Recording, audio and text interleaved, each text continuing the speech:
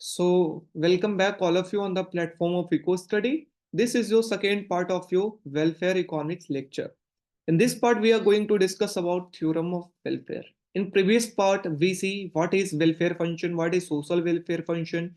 Uh, then we see what is Bentham's emulsion social welfare function. ठीक है। उसके बाद वैल्यू जजमेंट के आधार पे क्या आपका different different social welfare function दिया गया, रेवल्शियन, नेट्जियन। फिर हमने देखा what is utility, grand utility possibility frontiers. ठीक है, तो ये हम पहले लेक्चर्स के अंदर ये सारे चीजें बात कर चुके हैं। अब हम देखने के लिए जा रहे हैं दैट इज वेलफेयर का थ्योरम। तो दो थ्योरम है। सो पहला बात करना है फर्स्ट वेलफेयर थ्योरम।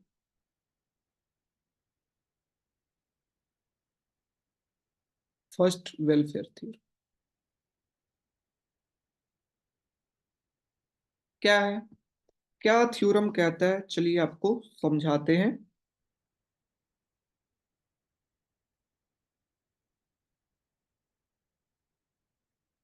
ओके। सो दो इंडिविजुअल है, कितना इंडिविजुअल, दो लोग हैं, ए और बी। और गुड भी कितना है, दो, good one, good two. Market के अंदर दो गुड, दो इंडिविजुअल, टू इंटू टू का मार्केट, दो फैक्टर ऑफ प्रोडक्शन, राइट। अब लेट सपोज आपका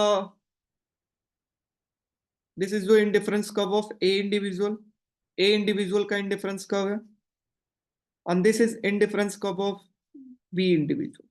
ये इंडिफरेंस कर्व किसका है, बी का। ओके। और हम यहां से एक लाइन पास करते हुए ले जाएंगे।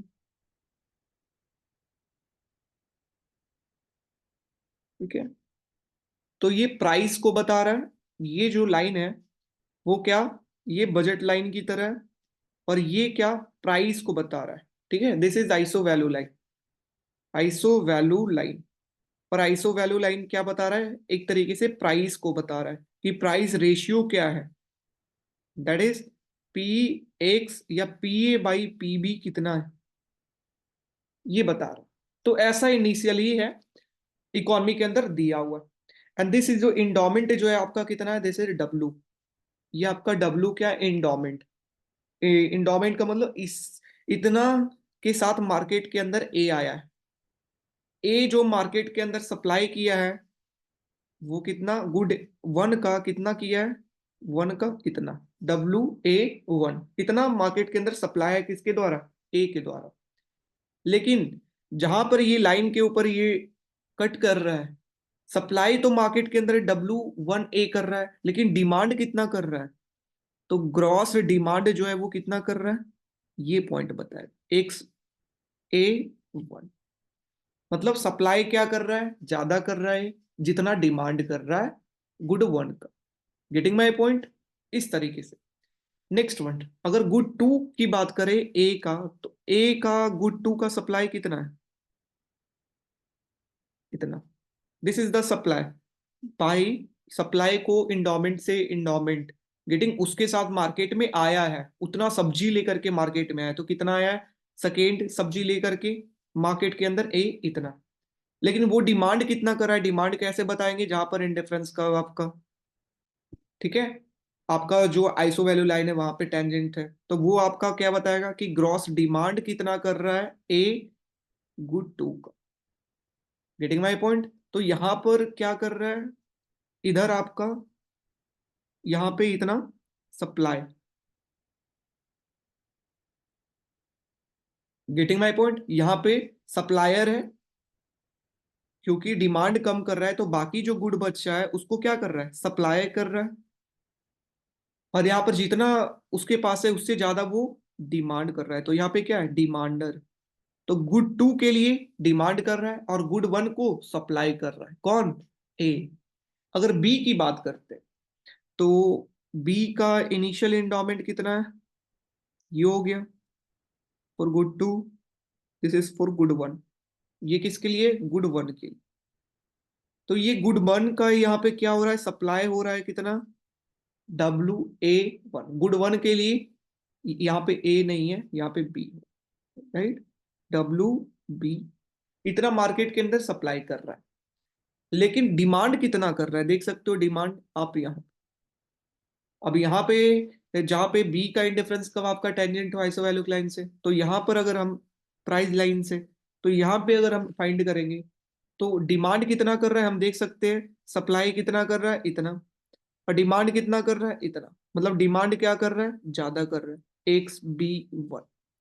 मतलब गुड वन का क्या है, डिमांडर। ठीक है, कौन, बी। अगर बी की बात करते हैं फॉर गुड टू, तो गुड टू इतना क्या कर रहा है, ये सप्लाई कर रहा है गुड टू का, ये बी। बी डिमांड कितना कर रहा है गुड टू का, बी दिस मच।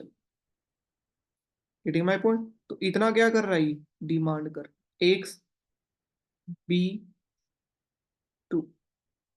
ठीक है, मतलब सप्लाई क्या कर रहा है, ज्यादा कर रहा है, डिमांड क्या कर रहा है, कम कर रहा है। That's why we say this is your demand, this is your supplier of good two. क्या है, सप्लायर है। Getting my point. ये गुड टू का सप्लायर। अब यहां से देखना, अब बात यहां से समझना कि कैसे ये इक्विलिब्रियम के अंदर आएगा। तो सप्लाई मार्केट के अंदर कितना है, ज्यादा। ज्यादा सप्लाई मार्केट के अंदर कितना है देख सकते हो कि ये लाया था इतना, अपने लिए रखा, तो बाकी का रिमेनिंग अमाउंट क्या है, मार्केट के अंदर ये सप्लाई कर रहा है, दूसरे को बेच रहा है, राइट। लेकिन बी कितना खरीद रहा है, इसके पास सप्लाई कितना था, इतना much, this much amount. B लेकिन कितना खरीदना चाह रहा है, इतना तो उसके पास ऑलरेडी है डब्ल्यू बी तक। हम उसको एक्स बी चाहिए, तो मात्र इतना अमाउंट का वो डिमांड कर रहा है। Reading my point. मतलब देख सकते हो सप्लाई जो है वो क्या है, ज्यादा है देन जितना बी जो है वो डिमांड कर रहा है। यस और नो। सप्लाई ए के द्वारा गुड वन का, गुड वन का ज्यादा है ए के द्वारा then demand by B of good one. Got it. तो इससे क्या होगा, अगर सप्लाई ज्यादा है डिमांड से, तो प्राइस क्या होगा, कम होगा, किसका, गुड वन का। तो पी वन क्या होगा, कम। एनी प्रॉब्लम, पी वन हमारा डिक्रीज हो जाए। ओके, लेट्स सी फॉर ये गुड वन के लिए हम देख रहे हैं, गुड वन के लिए, तो गुड वन के लिए प्राइस हमारा क्या हो जाएगा, डिक्रीज हो जाएगा। For good two, good two, good two में डिमांड कौन कर रहा है यहाँ पर, ए। ए क्या कर रहा है, डिमांड कर रहा है, और बी क्या कर रहा है यहाँ पे, सप्लाई कर रहा है good two. Getting my point. अच्छा, सप्लाई डिमांड कितना किया जा रहा है, तो एक्स टू ए, डिमांड कितना किया जा रहा है, x two A minus W two A. Demand हमारा दिस मच अमाउंट किया जा रहा है, इतना, this is your demand. Supply कितना किया जा रहा है मार्केट के अंदर, दिस मच। देख सकते हो डिमांड क्या है, ज्यादा है देन सप्लाई। डिमांड हमारा कितना किया जा रहा है, हमको चाहिए कितना था मार्केट के अंदर, इतना, राइट। लेकिन सप्लाई क्या है, कम है। तो यहाँ पर सप्लाई की बात करते हैं, W B two minus x two B. Supply क्या है, ये डिमांड है of good one by A, और ये सप्लाई है, ये ए नहीं बी, सप्लाई है of good B by two. तो डिमांड ज्यादा है, अगर डिमांड ज्यादा है किसी भी गुड्स का देन सप्लाई, तो मार्केट के अंदर उसका प्राइस क्या होगा, इंक्रीज। तो price of good two get increases. Getting my point. तो यहां से पता चला कि प्राइस एक गुड वन का डिक्रीज होगा, गुड टू का इंक्रीज होगा। और आपको आइसो वैल्यू लाइन का स्लोप पता होना चाहिए कि what is the slope of iso value line. कि we know what slope of iso value line is what, P X by P Y. यहां पर P x first good by second good, right. अब यहाँ पे price क्या हो रहा है, यहाँ पे देखना, पी वन क्या हो रहा था, डिक्रीज हो रहा था, और पी टू क्या हो रहा था, इंक्रीज हो रहा। तो ओवरऑल इफेक्ट क्या आएगा, न्यूमरेटर डिक्रीज, डिनोमिनेटर इंक्रीजेस, तो ओवरऑल इफेक्ट क्या आएगा, डिक्रीज करेगा। क्या करेगा, डिक्रीज। और स्लोप डिक्रीज होने का मतलब क्या है, डिक्रीज होने का मतलब फ्लैटर, मतलब आइसो वैल्यू लाइन क्या बन जाएगा, फ्लैटर। फ्लैटर कब तक बनेगा, जब तक दोनों इनडिफरेंस कर्व आपस में टेंजेंट नहीं हो जाए तब तक ये फ्लैटर होते रहे।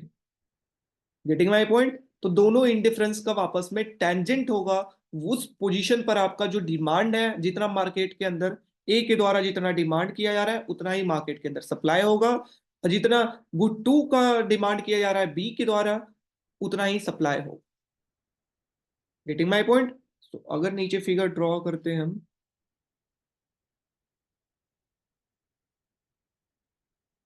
तो नाउ आपका जो this is iso value line जो थोड़ा सा फ्लैटर हो गया है, ठीक है। This is your indifference curve of A, this is your indifference curve of B. Okay, ये ए का है, ये बी का है, और ये पॉइंट यहाँ पे रहा ये आपका इंडोमेंट। अब आप देख सकते हो कितना सप्लाई लेकर के आया था, गुड वन का ए है इंडिविजुअल, ये बी है, गुड वन गुड टू, ठीक है। इतना सप्लाई लेकर के आया था ए गुड वन का, डिमांड कितना कर रहा था, देख सकते हो इतना ये डिमांड कर, एक्स ए। तो यहाँ पे सप्लायर है, सप्लाई ज्यादा कर रहा है। गुड टू की अगर बात करते हैं तो इतना डिमांड कर रहा है एक्स, ग्रॉस डिमांड आपका एक्स का कितना है, इतना है, इसके लिए गुड टू के लिए, राइट, टू के लिए। सप्लाई कितना है, सप्लाई कितना वो लेकर के आया था, जहां पे आपका इंडोमेंट है डब्ल्यू है, तो this much is your supply, W2A, right. B के लिए देखते हैं, बी गुड वन का कितना सप्लाई लेकर के आया था, गुड वन का इतना ये सप्लाई लेकर के आया था, गुड वन का कौन, बी। डिमांड कितना कर रहा है, इतना, गेटिंग, बी। डब्ल्यू नहीं होगा, यहाँ पे क्या होगा, डब्ल्यू। ओके। तो गुड वन का क्या कर रहा है, डिमांड ज्यादा कर रहा है कौन, बी, और सप्लाई कौन कर रहा है, गुड ए। तो गुड वन के लिए हम देख सकते हैं कि जितना सप्लाई किया जा रहा है ए के द्वारा उतना ही डिमांड किया जा रहा है बी के द्वारा। गेटिंग। तो now supply and demand is equal, ठीक। अगर गुड टू के लिए देखें तो this much is your B का for good two, right. Demand कितना, इतना, बी। ओके। तो यहां से हमारा क्या पता चलता है कि जितना गुड टू का यहाँ पे सप्लाई किया जा रहा है बी के द्वारा उतना ही डिमांड किया जा रहा है ए के द्वारा। इट्स मीन्स जितना सप्लाई है उतना ही डिमांड है, चाहे गुड वन की बात करें चाहे गुड टू की बात करें। Getting my point. जब आपस में दोनों इंडिफरेंस कर्व टेंजेंट हो जाएगा, आइसो वैल्यू लाइन फ्लैटर हो जाएगा, तो दोनों आपस में टेंजेंट हो जाएगा। तो इस तरीके से मार्केट आपका इक्विलिब्रियम में होगा। मार्केट अब क्या है हमारा, मार्केट हमारा क्या है, इक्विलिब्रियम के अंदर है। प्राइस लाइन आपका चेंज होने से, फ्लैटर होने से मार्केट अब आपका क्या है, डिमांड और सप्लाई क्या हो गया, बराबर हो गया, जो कि बराबर नहीं था पहले। ओके, बराबर हो गया। और साथ ही साथ बराबर होने का इफेक्ट क्या है, दोनों आइसो वैल्यू लाइन आपस में क्या हो गए, tangent. Tangent iso value line हो गए, और उस पॉइंट पे क्या है, इफिशियंट प्रोडक्शन हो रहा है, इफिशियंट लेवल है। टेंजेंसी जहां पे है, दिस इज अ पॉइंट जहां पे इफिशियंट लेवल है इकोनॉमी के अंदर, demand is equal to supply. Getting my point. और इसी, तो हम क्या कह सकते हैं, this efficient level is also called as a Pareto efficient, Pareto efficient, right. So हम क्या कह सकते हैं कि मार्केट अगर इक्विलिब्रियम में होगा तो अपने आप वो क्या होगा, पैरेटो इफिशियंट। हम क्या देखें कि पहले मार्केट क्या था, इन इक्विलिब्रियम के अंदर था, क्या था मार्केट, बिल्कुल इन इक्विलिब्रियम के अंदर। हम जरूरी नहीं है कि मार्केट हमेशा demand is equal to supply ही होगा, जरूरी नहीं है, डिमांड सप्लाई के बराबर नहीं भी हो सकता। यहाँ पर अभी हमने देखा कि सप्लाई, डिमांड जो है, सप्लाई पहले गुड वन का ज्यादा था तो प्राइस कम हुआ, गुड टू का डिमांड ज्यादा था तो प्राइस इंक्रीज हुआ। जिससे क्या हुआ, आइसो वैल्यू लाइन क्या हुआ, फ्लैटर बना। तब जाकर के इन डिफरेंस का आपस में टेंजेंट हुआ, और फिर demand is equal to supply हुआ, मार्केट इक्विलिब्रियम के अंदर आया। अब मार्केट इक्विलिब्रियम के अंदर आया, साथ में टेंजेंसी की जगह पे क्या होता है, इफिशिएंट। और टेंजेंसी जहां पर है वो पॉइंट क्या कहते हैं हम इसे, पैरेटो इफिशिएंट। मतलब इस पॉइंट के ऊपर नो वन वांट टू, कैसे भी हम किसी को बेटर ऑफ नहीं बना सकते बिना किसी को वर्स ऑफ बनाए। अगर हम किसी को बेटर ऑफ बनाना है, अच्छा बनाना है, किसी को अच्छा बनाना है, तो किसी को वॉश ऑफ करना हो, तभी कर सकते हैं। ऐसा कोई भी केस नहीं हो सकता जहां पर हम एक को कांस्टेंट रखें और दूसरा को बेटर ऑफ बनाए। That is known as Pareto improvement. Pareto improvement या पैरेटो इनइफिशियंट, कि अगर एक कांस्टेंट है दूसरा का यूटिलिटी बढ़ रहा है, that is not Pareto efficient.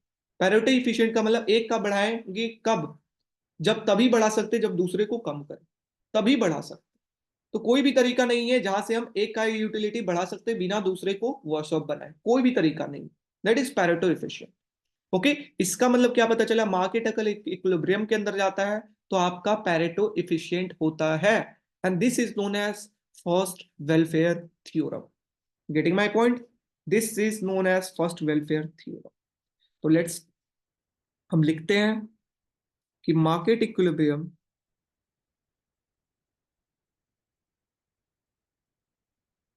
is characterized by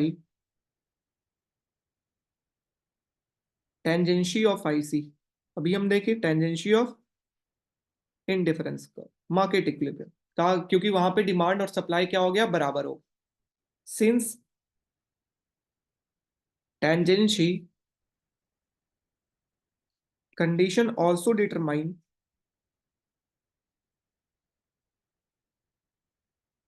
efficient allocation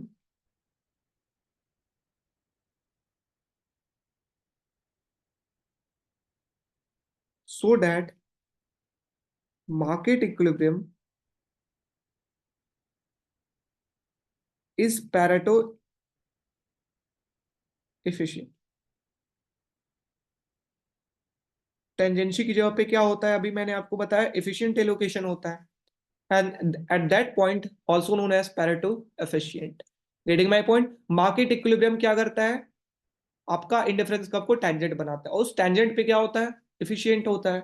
और इस एफिशिएंट एलोकेशन को क्या कहते हैं, पैरेटो एफिशिएंट कहते हैं। Okay, so this is known as your first welfare theorem. तो फर्स्ट वेलफेयर थ्योरम को क्या लिखेंगे, market equilibrium, market equilibrium will always be Pareto efficient. Market equilibrium हमेशा क्या होगा, पैरेटो एफिशिएंट होगा। ऐसे भी लिख सकते हैं, मार्केट इक्विलिब्रियम हमेशा क्या होगा, Pareto efficient. Okay, so this is your first welfare theorem. Any problem, any doubt, important one, any doubt,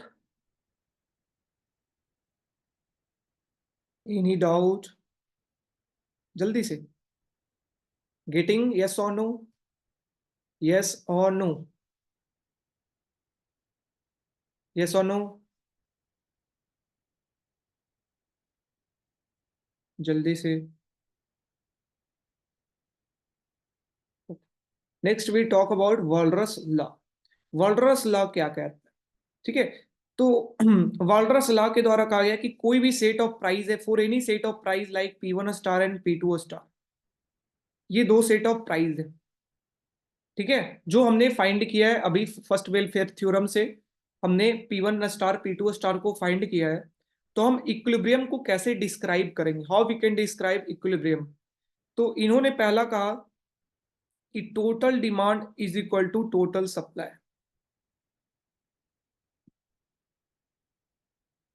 total demand of good one is equal to total supply of good one. वैसे total demand of good two is equal to total supply of good two, Walras law के द्वारा कहा गया। That is different describe equilibrium. उन्होंने क्या किया, equilibrium को describe किया पहला उन्होंने कहा total demand is equal to total supply. Like अगर गुड वन की बात करते हैं, गुड वन, तो टोटल डिमांड ए के द्वारा डिमांड किया जा रहा है गुड वन का, और बी के द्वारा डिमांड किया जा रहा है गुड वन का। तो दोनों का क्या किया हमने, ऐड कर दिए दोनों का डिमांड। वो बराबर होगा किसका, सप्लाई का। Supply means endowment plus V two. Getting my point. For good one, good two के लिए भी वैसे भी लिख सकते हैं हम, एक्स बी यहां पर, एक्स ए और गुड टू। गुड टू का डिमांड कर रहा था ए, और बी भी कुछ डिमांड कर रहा था।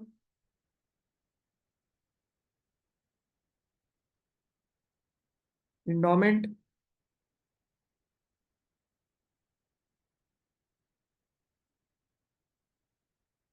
बी, बी, बी वन का, टू का B.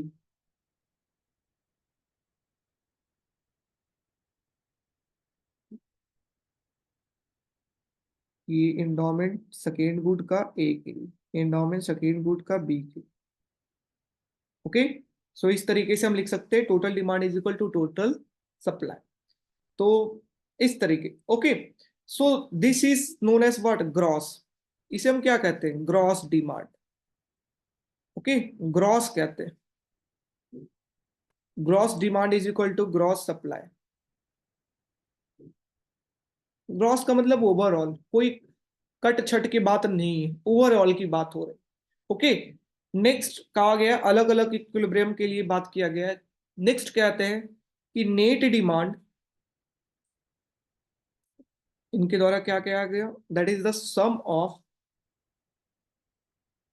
Net demand for each good is equal to zero, is equal to zero. ये बात करें कि नेट डिमांड जो होगा, अगर सभी के नेट डिमांड का अगर सम करेंगे तो वो किसके बराबर होगा, जीरो के बराबर होगा। तो वहां पे क्या होगा, इक्विलिब्रियम होगा।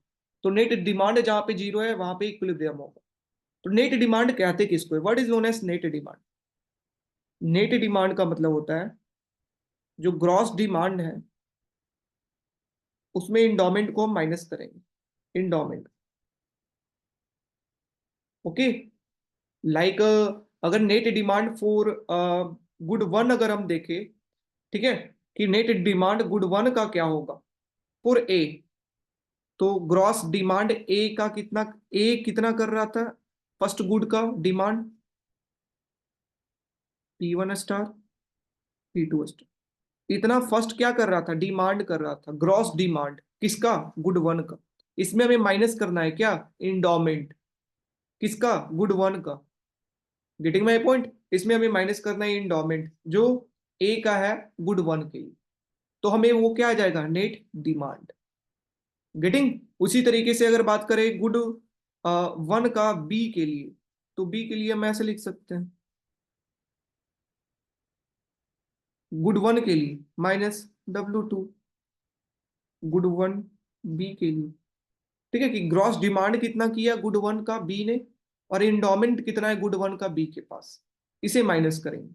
वैसे ही सेकेंड गुड का लिख सकते हैं। Getting my point. तो यहाँ पे क्या कहते हैं, sum of net demand, like good one का net demand plus good two का नेट डिमांड, वो किसके बराबर आएगा, जीरो के बराबर आएगा। Getting my point. तो नेट डिमांड अगर बात करते हैं फॉर गुड वन, तो गुड वन के लिए फोर, फोर गुड वन, दो गुड है तो दोनों गुड के लिए फॉर गुड वन हम क्या लिख सकते हैं, gross demand of A of first good minus endowment of first good for a, plus first good के लिए देख रहे हैं, फर्स्ट गुड ए का कितना डिमांड है, gross demand, minus endowment of B of first good. ठीक है, ये पहला, ये इसका समीशन क्या आएगा, फॉर गुड वन जीरो आना चाहिए दोनों। अगर दोनों ए और बी दोनों इंडिविजुअल के लिए हम फर्स्ट गुड का नेट डिमांड फॉर ये गुड वन है, this is your net demand for good one, this is your for a के लिए, ये net demand for be good one के लिए। Getting my point? हम दोनों को ऐड करेंगे गुड वन के लिए, गुड वन का दोनों का हम नेट डिमांड को ऐड करेंगे दोनों इंडिविजुअल को, और वो क्या आना चाहिए? जीरो आना चाहिए। फॉर गुड टू की बात करें, गुड टू, तो गुड टू के लिए हमारा x2 ए जो है वो इतना डिमांड कर रहा है, और ए जो है वो इतना इंडोमेंट है उसके पास गुड टू का, बी जो है वो इतना गुड टू का डिमांड कर रहा है ग्रॉस डिमांड, और इंडोमेंट जो है बी के पास वो कितना है, पर ये क्या आना चाहिए? जीरो। Getting my point? तो हम क्या कर रहे हैं? सम कर रहे हैं ए और बी दोनों का, जो भी आपका नेट डिमांड है उसका सम करेंगे गुड का, तो वो कितना आएगा? जीरो आएगा। तो ये दूसरा पॉइंट का। गेटिंग? तीसरा पॉइंट क्या क्या आ गया? तीसरा पॉइंट का आ गया लाइक कि ये जो है नेट डिमांड, इसे हम लिख सकते हैं एक्सेस डिमांड। इसे हम क्या लिख सकते हैं? Excess demand of A of good one, P1 star P2 star, इसे लिख सकते हैं एक्सेस डिमांड। ठीक है ना? Excess demand of good B, B individual ने एक्सेस डिमांड किया, ये लिख सकते। Getting my point? और दोनों का वैल्यू क्या? जीरो है। So we can write this as E1 star, E1 A good one के लिए P1 स्टार, नेट डिमांड को हम एक्सेस डिमांड भी कह सकते हैं, तो हमने बस ई लिख दिया है और कुछ नहीं किया। गुड वन के लिए वो क्या आएगा? जीरो आएगा। ठीक है, जीरो आएगा। बस नेट डिमांड को हम एक्सेस डिमांड भी कह सकते हैं। ये सेकेंड गुड का ए, सेकेंड गुड का बी, ई रिप्रेजेंट कर रहा है एक्सेस डिमांड, क्या आएगा? जीरो आएगा। इसका मतलब क्या है कि अगर ये एक्सेस डिमांड रिप्रेजेंट कर रहा है, ओके, तो हम फर्स्ट वाले को हम इस तरीके से लिख सकते हैं, एग्रीगेट, मतलब एग्रीगेट करके लिखते हैं, aggregate excess demand of good one को हम जेड से लिख रहे हैं, aggregate, this Z represent what? Aggregate excess demand, aggregate excess demand. तो ये क्या रिप्रेजेंट कर रहा है? ये aggregate excess demand of good one, aggregate का मतलब सम कर दिए, बस दोनों का सम कर दिए, तो इसे हम जेड से रिप्रेजेंट कर रहे हैं, वो जीरो के बराबर होगा। और गुड टू के लिए भी अगर वन जीरो के बराबर है तो टू भी जीरो के बराबर है। Getting my point? सो ये तीसरा पॉइंट है कि एग्रीगेट एक्सेस डिमांड आपका क्या होना चाहिए? जीरो होना चाहिए। ठीक है, तो वॉल्ड्रस लॉ के अंदर लिखेंगे थर्ड पॉइंट कि वॉल्ड्रस लॉ स्टेट्स, नहीं छोटू, Walras law state that the value of aggregate excess demand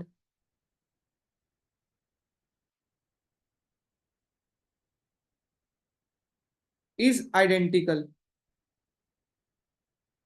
and equal to zero। Getting my point? कि आपका एग्रीगेट एक्सेस डिमांड जो है वो क्या होगा? जीरो होगा, होना चाहिए। नेट डिमांड जो है वो भी जीरो होना चाहिए, सम ऑफ नेट डिमांड वो भी करेंगे तो जीरो होना चाहिए, और total demand is equal to total supply, means gross demand is equal to gross supply. तो ये तीन दिया गया है, अलग अलग केस कहा गया इक्विलिब्रियम के लिए, कि इक्विलिब्रियम के अंदर चाहे तो gross demand is equal to gross supply रहे, पहला केस। दूसरा case, sum of net demand जो है हर एक गुड का जीरो होना चाहिए, दूसरा केस, तब भी हम इक्विलिब्रियम कहेंगे। और तीसरा, जब आपका एग्रीगेट एक्सेस डिमांड जो है वो जीरो हो और आइडेंटिकल हो। Getting my point? That is known as Walras law. तो ये तीन बात कही गई।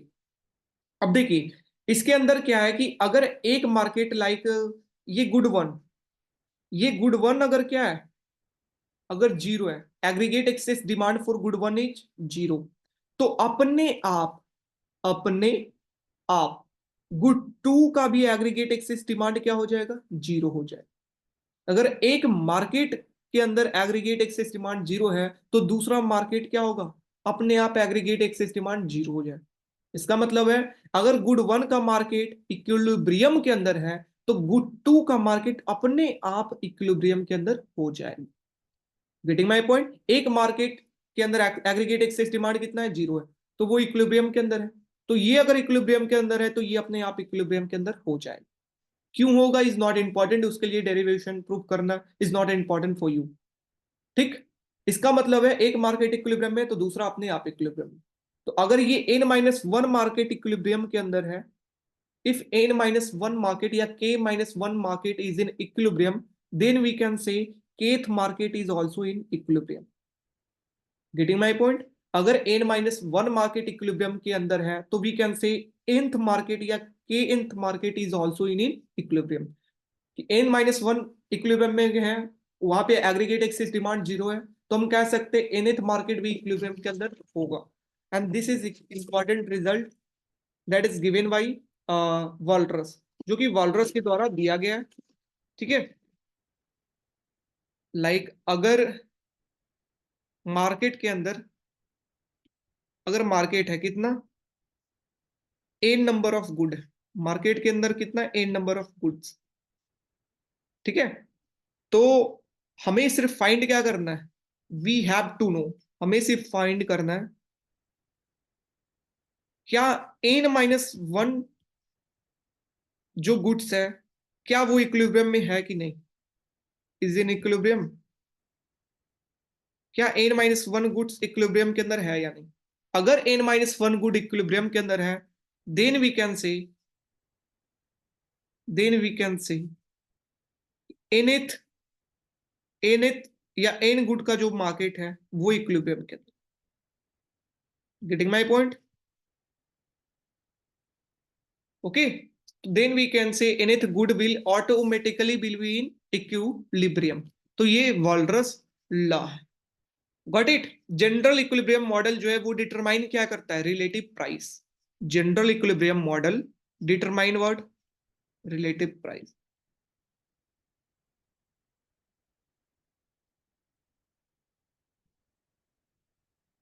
Determine relative price, relative price, not absolute price, पहले भी बात कर चुका हूं।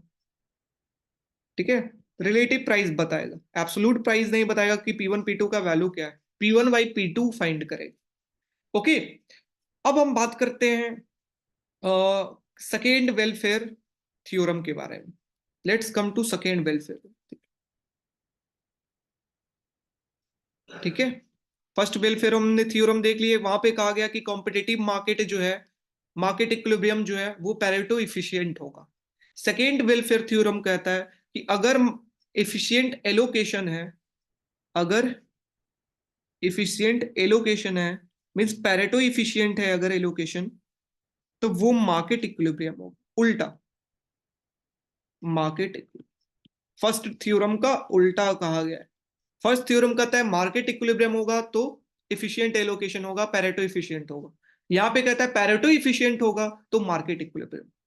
रिमेंबर दिस, कंफ्यूजन है लेकिन याद करना होगा कि मार्केट इक्विलिब्रियम तो पैरेटो इफिशिएंट फर्स्ट, दूसरा इफिशिएंट तो market equilibrium second one.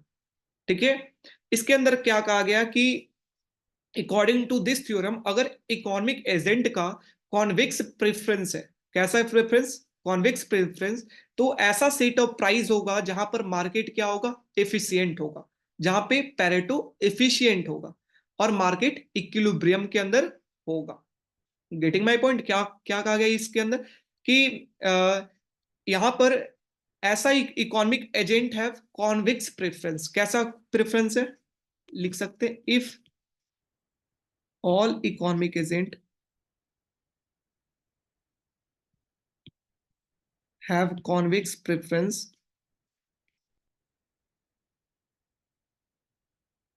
then there will be a set of price, a set of price such that Pareto efficient allocation, Pareto efficient allocation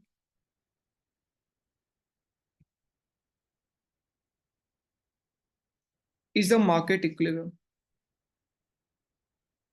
Market equilibrium or an appropriate assignment of endowment. क्या लिखे हैं? लिखे हैं remember this कि अगर सारे economic agent का कैसा प्रेफरेंस है? कॉन्वेक्स. रिमेंबर दिस, कैसा होना चाहिए? Convex preference. तो ऐसा सेट ऑफ प्राइस होगा जहां पर मार्केट के अंदर पैरेटो एफिशिएंट एलोकेशन ही मार्केट इक्विलिब्रियम हो. Getting my point? तो कॉन्वेक्स प्रेफरेंस अगर सारे एजेंट का है तो ऐसा सेट ऑफ प्राइस होगा जहां पर क्या होगा? एफिशिएंट एलोकेशन ही मार्केट इक्विलिब्रियम होगा. तो फिर से डायग्राम आपका कैसा, जो पहले भी हम डायग्राम ड्रॉ कर चुके हैं, वही same diagram. Like this is जो iso value line, this is जो indifference curve of A, indifference curve of D, A, B. Right, good one. And this is a point where Pareto efficient, और यही क्या होगा? Market equilibrium होगा. तो ये किसके द्वारा दिया गया है? Second welfare theorem. इसे ऑल्सो कह सकते हैं वॉल्रस का second law. Okay, so this is your second welfare theorem. तो ये दोनों थ्योरम हमारा कंप्लीट हो गया. ओके, अब हम नेक्स्ट दिन बात करेंगे. एक और आपका लेक्चर जाएगा वेलफेयर इकोनॉमिक्स के बारे में, तो वहां पर हम बात करेंगे what? Fair allocation. Fair allocation किसे कहते हैं? और भी लाइक हम बात हम बात करेंगे, 3 साइंटिस्ट के द्वारा केस दिया गया है, वो हम बात करेंगे प्रोडक्शन के बारे में. प्रोडक्शन. ओके, क्रूसो के द्वारा दिया गया है. तो 3 है. तो ये 3 साइंटिस्ट के बारे में, इकोनॉमिस्ट के बारे में जो दिया गया है वो बात करेंगे. एक लेक्चर और ऑन वेलफेयर, और फिर आपका एक्सटर्नलिटीज. इस तरीके से फिर आपका कंप्लीट. ओके, सो क्या फिर से रिवाइज कि फर्स्ट वेलफेयर थ्योरम क्या कहता है? कि market equilibrium will be a Pareto efficient. First welfare theorem. Walras law क्या कहता है? 3 कंडीशन. ग्रॉस डिमांड या total supply is equal to total demand. Gross demand is equal to gross supply. दूसरा, net demand of each sum of net demand of each goods will be a zero. तीसरा, aggregate excess demand जो है वो zero होना चाहिए, identical होना चाहिए. इसका मतलब एक मार्केट अगर इक्विलिब्रियम के अंदर है तो दूसरा मार्केट अपने आप इक्विलिब्रियम के अंदर आ जाएगा. लाइक n-1 मार्केट जो है वो इक्विलिब्रियम के अंदर है, तो इन मार्केट अपने आप इक्विलिब्रियम के अंदर आ जाएगा. Getting my point? So this is second welfare theorem. क्या कहता है कि अगर सारे इकोनॉमिक एजेंट का प्रेफरेंस कॉन्वेक्स है तो ऐसा सेट ऑफ प्राइस होगा जहां पर पैरेटो एफिशिएंट एलोकेशन ही मार्केट इक्विलिब्रियम होगा. तो this is the Pareto efficient allocation and this is also a market equilibrium. ऐसा सेट ऑफ प्राइस होगा P1 by P2 होगा. Okay, so any doubt anyone? Any doubt?